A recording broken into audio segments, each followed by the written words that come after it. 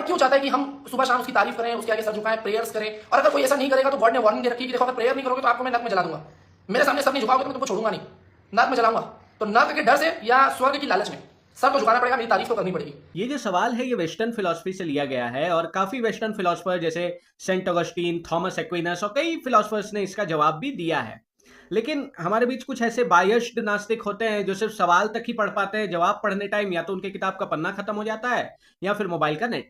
और ये एक बहुत ही क्लियर पॉइंट है कि हम जो पूजा पाठ कर रहे हैं वो भगवान से ज्यादा खुद के लिए कर रहे हैं, अपने मन की शांति के लिए कर रहे हैं, अपनी शुद्ध बुद्धि के लिए कर रहे हैं। ये जो मैं हमारे अंदर फंसा हुआ है जो आगे ले जाके हमें नार्सिसिस्ट बना देगा, उससे बचने के लिए हम अपने से शक्तिशाली के आगे झुक रहे हैं, हम अपने से शक्तिशाली को नमन कर रहे हैं। ऐसे दूसरा पॉइंट ये है कि ये सवाल आपको वेस्टर्न फिलॉसफी में बड़ा अच्छा लगेगा, लेकिन जिस मोमेंट में आप इसको इंडियन फिलॉसफी में डालोगे 2 मिनट में इसकी धजिया उड़ जाएगी।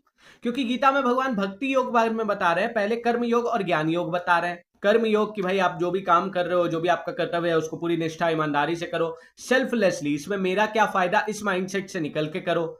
सफलता असफलता दोनों में मन को संतुलित रखो, आप भगवान तक पहुंचोगे। ज्ञान योग में मन को नियंत्रित करके समझो कि द वर्ल्ड इज इल्यूजनरी, माया है सब कुछ, अहंकार को गलित करो, आप भगवान तक पहुंचोगे।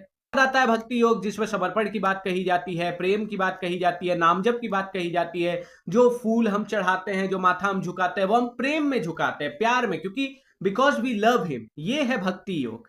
अब इन तीनों ही योग में ऐसा तो हमें दिख ही नहीं रहा कि भाई भगवान कह रहे हैं कि अगर मेरी पूजा नहीं करोगे, मैं सामने झुकोगे नहीं, तो मैं तुम्हें नरक में जलाऊंगा। तो इस सवाल का इंडियन फिलोसफी में तो एग्जिस्टेंस है ही नहीं भाई।